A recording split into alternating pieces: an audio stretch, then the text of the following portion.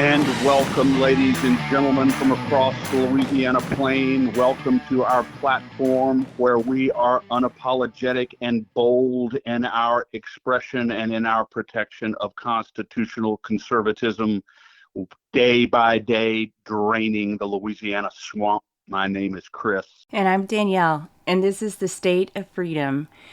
Welcome, everybody. We are continuing our election integrity series today with a very special guest, Congressman Mike Johnson. We're so excited to have him on. You know, he sits on the select subcommittee on the weaponization of the federal government, and he's doing incredible work.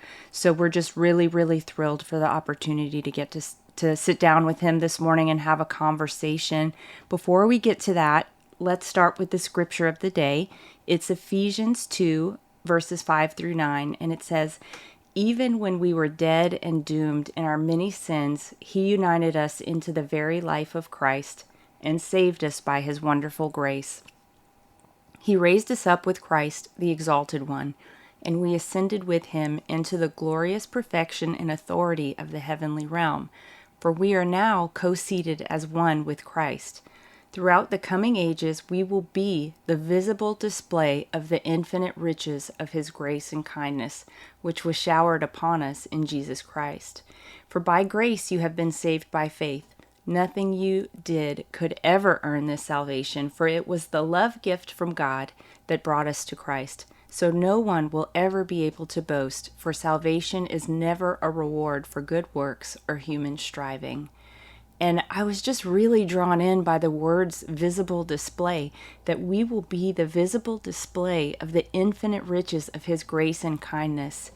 And I just started thinking about that, and I was like, well, how can we be a visible display of his grace without our testimony of how far God has brought us? It's not about perfection. It's about his gift of grace that saves us and gives us a testimony. And that testimony brings his goodness to life for other people. It's not supposed to be about anything we've done. It can't be about anything we've done. That's why it's grace. It's just so encouraging, and so, it just takes the pressure and the weight off of my shoulders, Chris. The non-merited gift of God's grace. Paul says that the Lord came to us when we were doomed and mired in sin, when we did nothing to earn it. In fact, whatever we did probably earned just the opposite of unmerited grace and unmerited love. It's very difficult conceptually to get my arms around that kind of love. It's overwhelming, in fact.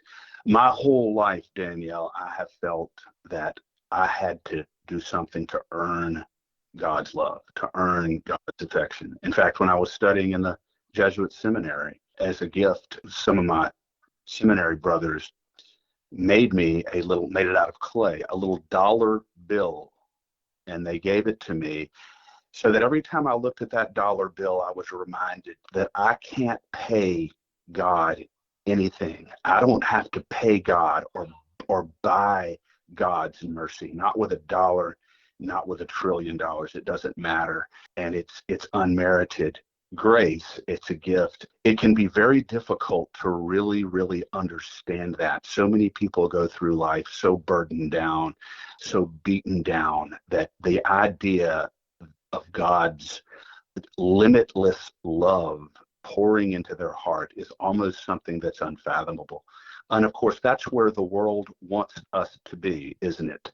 The world wants us to be delusional, sad, sorrowful, skeptical all the time, and doubting about whether that is, in fact, the measure of God's love. But St. Paul tells us that it is. Yeah, it is. And, like you said, Chris, no amount of money can change anything we've done, good or bad.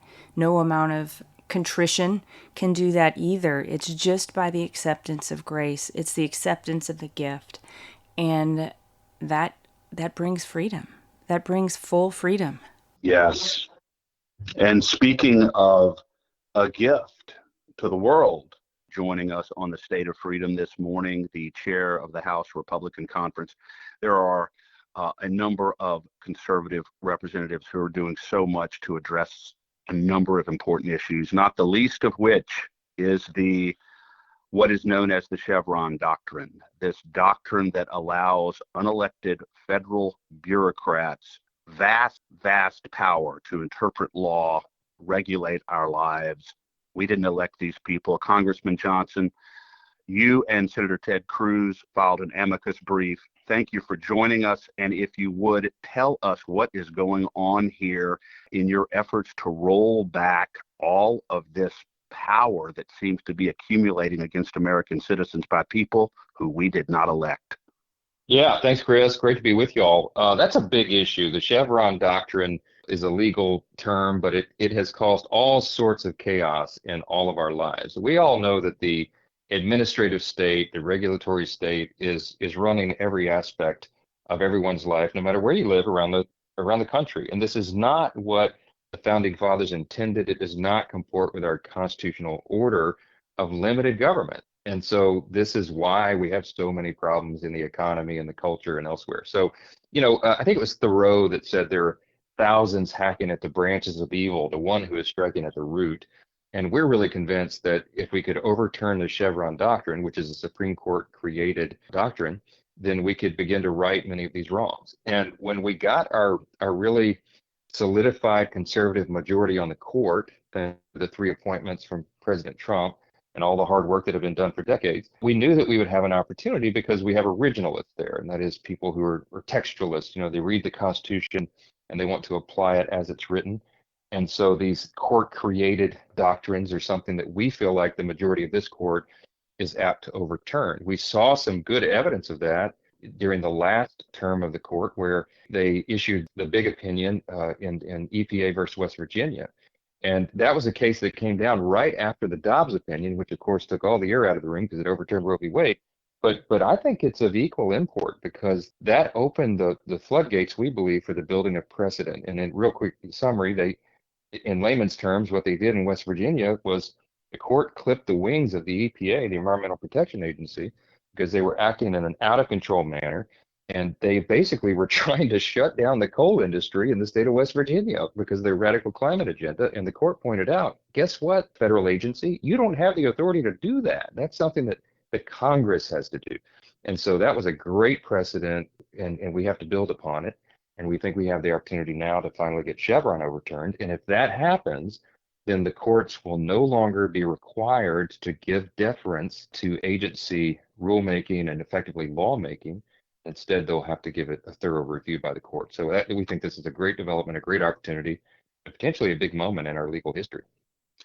Congressman Johnson, absent the Chevron doctrine, would the federal government have had the authority and the power to abuse the rights of American citizens the way we have seen over the past 2, 3, 4 years if that doctrine had not existed?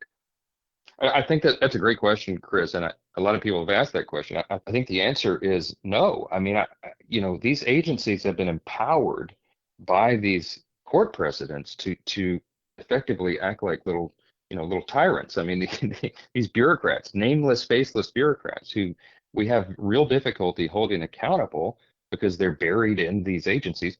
We don't know who's making all these rules all the time, and this is not the way our system was designed to operate. The reason that a member of the House of Representatives has to be on the ballot every 2 years is because the founders wanted accountability to the people. They wanted those who were going to make oppressive laws, in some instances, be accountable at the next election cycle. But we don't have that when you have agencies running amok. And so I think the answer is, you're right. They would have been greatly curtailed in the ability to do shutdowns and vaccine mandates and everything else they did that everybody found objectionable. So maybe we can curtail that going forward. It's interesting, Mike, and I think perhaps we've just hit on it. The reason why it appears to so many Louisiana citizens that very little changes, even when we elect new members to Congress, is that very often it's not the Congress that's really exercising the power. It's these unelected bureaucrats who are wielding the big bats. And that's why very little changes. But you talk about what you said about Thoreau. I love what you said. There are thousands clipping at the branches and very few striking at the roots. It looks like this amicus brief would make Thoreau proud. because you are striking at the roots of the problem. Well, Thoreau was not a noted conservative, so he might be upset that I'm quoted him in this context. Yes, but he was a transcendentalist, and something tells me that spiritually you've met him at some point in time. Maybe so. Maybe so. That's right.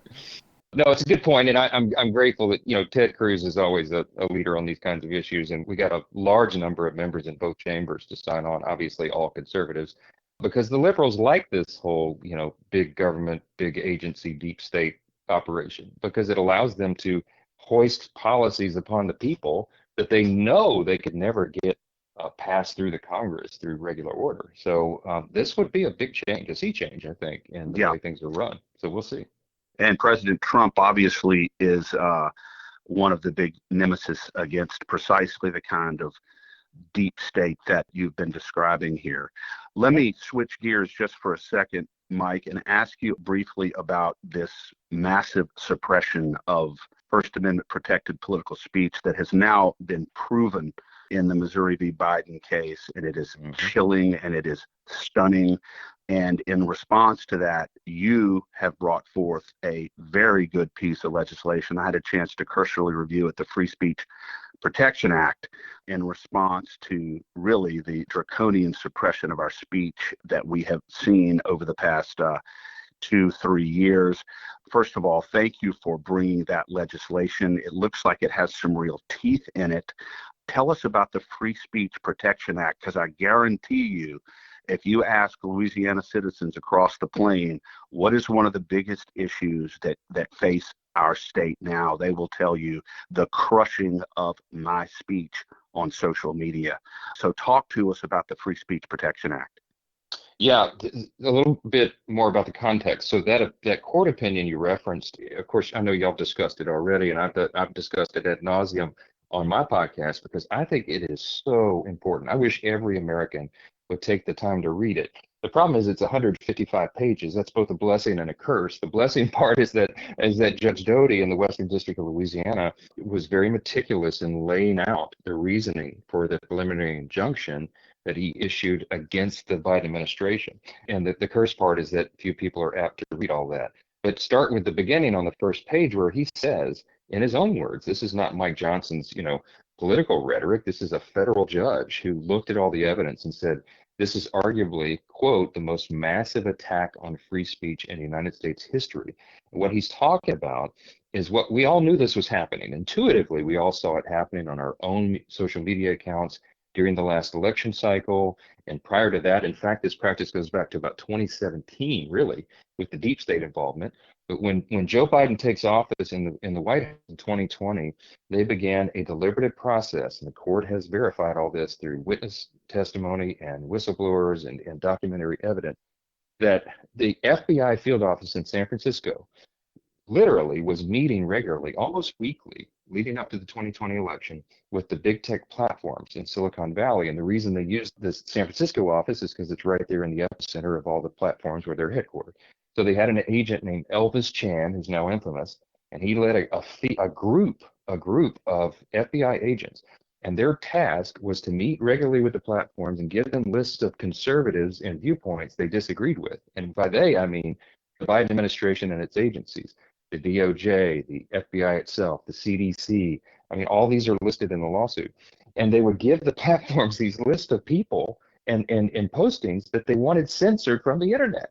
And they did it because they, as the court points out, first they coerced the platforms and then they colluded with them. And so they basically threatened the platforms that they would remove their liability protections that they have for things online, and that they would do other, take other adverse action against them.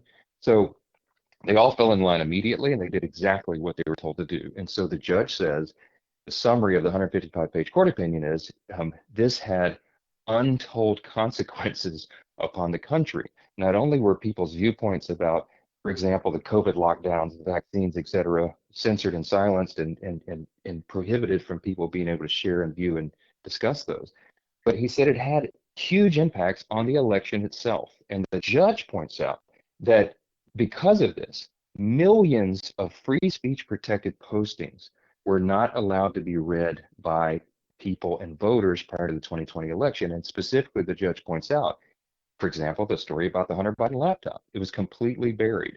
And we now know post-election, because of polling by objective third parties, that if voters, even Democrat voters, had known about the laptop and all the scandals related to it, they would not have voted for Joe Biden for president. So it would have changed the outcome of the election. President Trump would still be in office right now. I mean, this is huge, huge. Yeah. And that's why the mainstream media has buried the story. They're doing their dead level best to make sure no one knows about it. So we bring it up all the time in our hearings, and I mean, I talk about it in every interview I can. I want everybody to go read this. So real quick summary on the legislation in response to that, in partial response to that. What we've done is, in short summary, in layman's terms, prior to my election to Congress, you guys, I was a constitutional law litigator, as y'all know, and I used to go and defend free speech and religious liberty and pro-life cases in the courts for 20 years. And we would always bring what we called Section 1983 legal actions. And that's a provision of the United States Code that says if you're a state or local official, government official, and you infringe upon the First Amendment rights of a citizen, that citizen has the authority under statute to bring a lawsuit to remedy that, because it's a irreparable damage if they silence your speech, they censor your viewpoint because they don't like it. There's never been a provision in the law that allowed a similar action against a federal official. And so the time has come for that to take place, and we brought legislation to allow those kinds of lawsuits against these big agencies and big agency heads who are just egregiously just steamrolling over the First Amendment rights of the American people.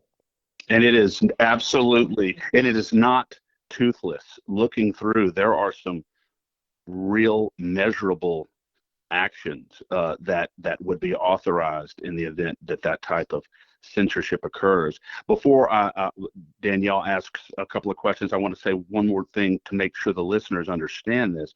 The reason why what we're saying here ties into election integrity is that there's no question that the federal censorship of our speech went and covered political expression related to the integrity of our elections, related to the integrity of the 2020 election, and other matters related to the security and the reliability of our election system in the country.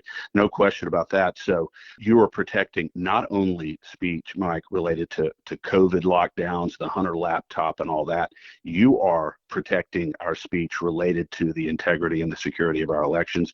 And for that, I thank you, because if we do not have a secure and reliable election system in our country, where we know under the First Amendment that our vote accurately reflects our intent, we don't have a republic anymore.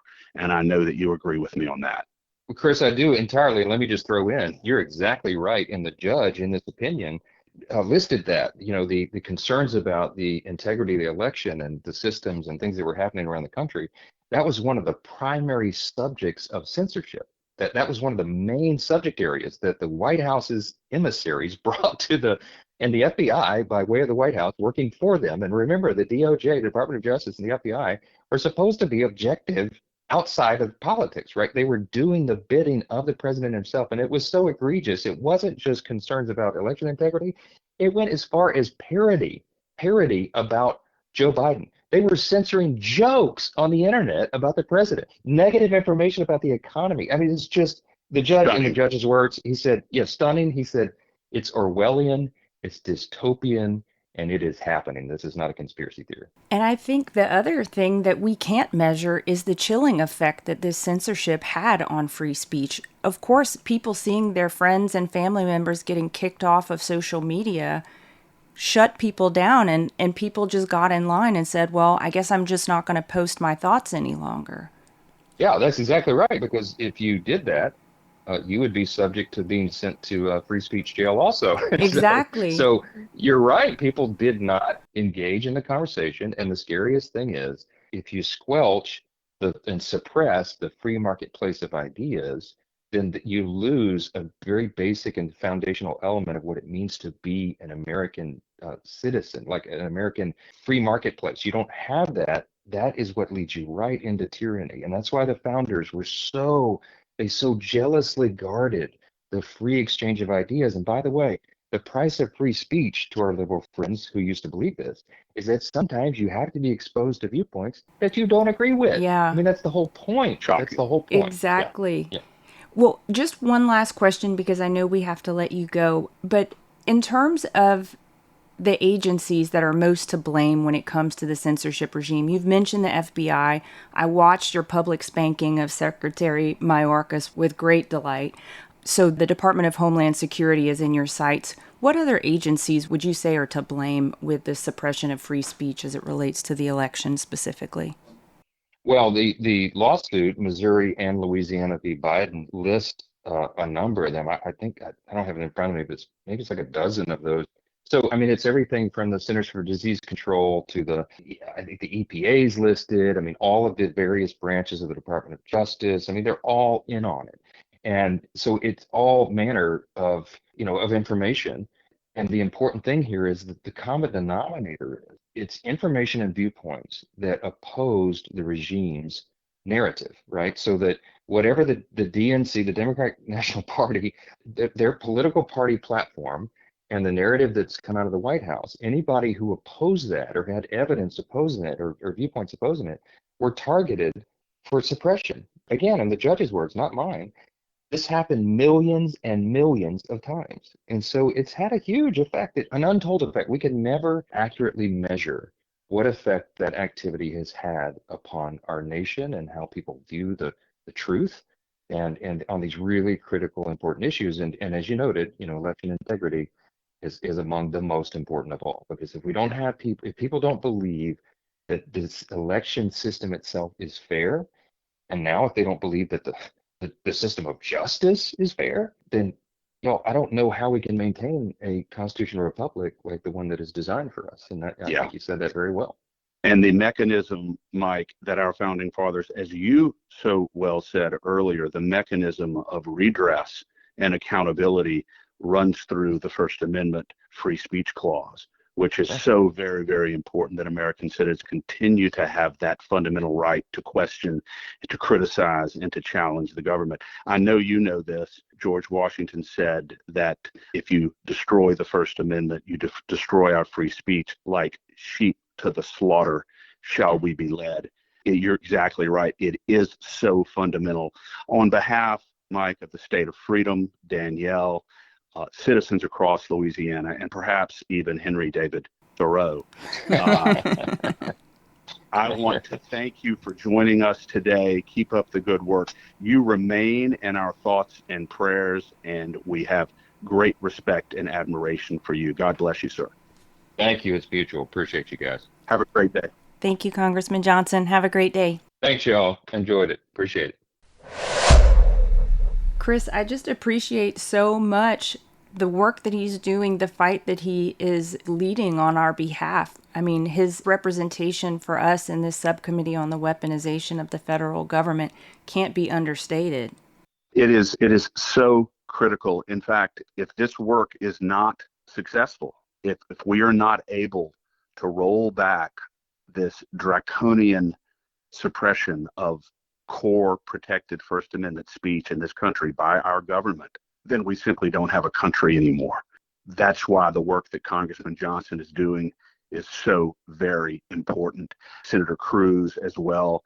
We must continue to pray for Senator Johnson, continue to support him on the state of freedom, and pray for good success on the Free Speech Protection Act, because that will do the job, Danielle. If that gets through and is passed, that will go a long way in making sure that our First Amendment free speech rights are protected. And Chris, as we were discussing offline this morning, I'm so thankful to see that they're really going after this Chevron doctrine, because these agencies, like you and I had discussed, like the ATF, like the CDC, like the NIH, all of these agencies that have no given authority by the people, they have been granted authority by other agencies, not even by the Congress.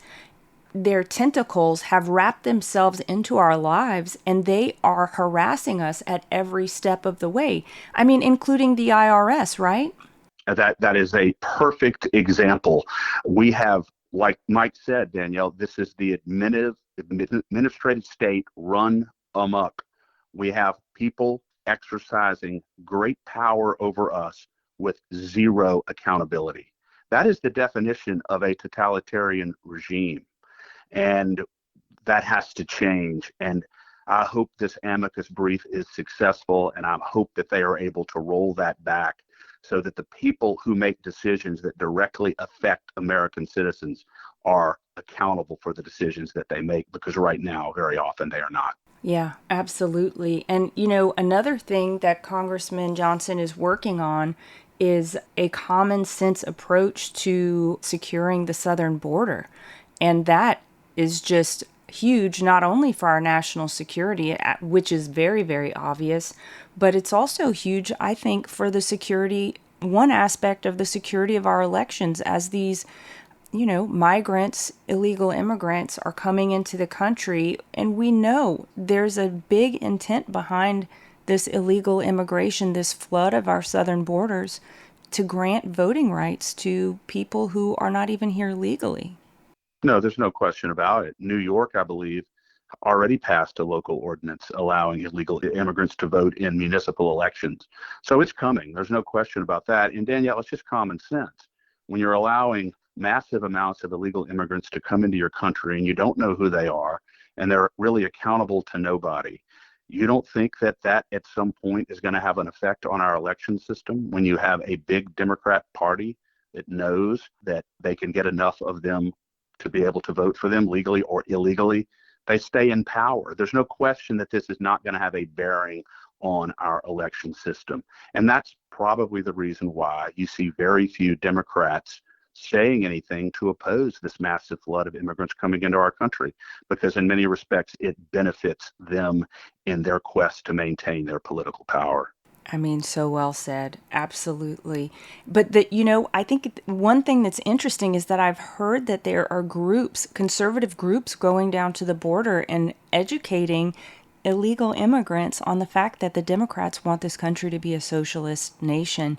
And that is the intent of the illegal immigration. And so even the illegal immigrants who are being educated, that are shocked to see and hear that the Democrats who are pro-illegal immigration, and frankly, I mean, I guess the rhinos who are pro-illegal immigration really, really don't believe in the rights of the people. They just want people to continue to put them in power. And I think that's going to backfire in a very unexpected and remarkable way. I think so too. I'll tell you, some of the people, Danielle, who are the most opposed to this unchecked immigration, illegal immigration, are Hispanics. Yeah. Who have come here the right way, who are culturally conservative.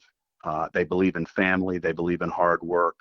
There has been a very significant shift in that demographic toward conservatism and toward Donald Trump, for that matter. And so I think that is a very good sign. I think any sensible person understands that if you cannot control your border, then ultimately you cannot control your country and you lose your sovereignty. And I think most people understand and agree with that. But I'm so thankful for Congressman Johnson fighting on all of those fronts. He's doing a terrific job. And I just think, as I was mentioning to you this morning, our founders, the founders of our nation, would be just so aghast if they looked and were able to see the state of our country right now. But if they thought that there was one bright light amongst them all, I think this weaponization, this select subcommittee on the weaponization of the federal government would be the bright light. This is the rebellion within the government that's going to turn things to right. If they can turn back this Chevron doctrine, if they can begin the dismantling of the administrative state, we are taking big steps back toward freedom, Chris. So very, very well said. Well, as always, Danielle, I am thankful to be with you today on the State of Freedom. We are revolutionizing the way political advocacy is done in Louisiana, broadening our platform daily, increasing our listenership. I want to, first of all, thank our listeners for all of their support, for the donations, the advertising, the sharing, the subscribing to the State of Freedom, and encourage our listeners to continue to share with their friends and their family, because we are rapidly expanding across the state as a platform for unapologetic, bold, uncensored, can I use that word? You can. Constitutional expression. And we're zealously protective of our platform for a place of real free speech and free expression. And I am happy to share the platform with you. Likewise, absolutely, Chris. It's just such a joy and a privilege to work with you. And I just really have enjoyed getting to know some of our listeners that I didn't know before. I think the encouragement we're getting, the support that we're getting is just, I think it blows both of us away. It's been such a just welcome surprise and just a confirmation that we're doing exactly what we're supposed to be doing for this moment and this time and this season of critical change in our country. We are in the right place at the right time, expressing the right things, and each day together with increased listenership, increased support, the state of freedom will continue to preserve Louisiana's republic, Louisiana's free expression, and all of the things that we value. Amen. Have a great day, Chris. God bless you. Thanks for listening to The State of Freedom. To stay on top of all the calls to action we mentioned today, just check out the show notes for the episode. If you'd like to support the show financially, visit our website at freedomstate.us. If you'd prefer to give by mail, you can send a check to The State of Freedom, LLC, at P.O. Box 861, Berg, Louisiana 70343. If you own a business in Louisiana and are interested in supporting our show by advertising, please email us at info@freedomstate.us. To get involved with Louisiana Citizen Advocacy Group, visit lacag.org, LACAG.org, or email Chris at chris@lacag.org. If you're enjoying the podcast, please subscribe and share it. Give us a 5-star rating in the reviews. Thanks again, everybody. We'll see you next time.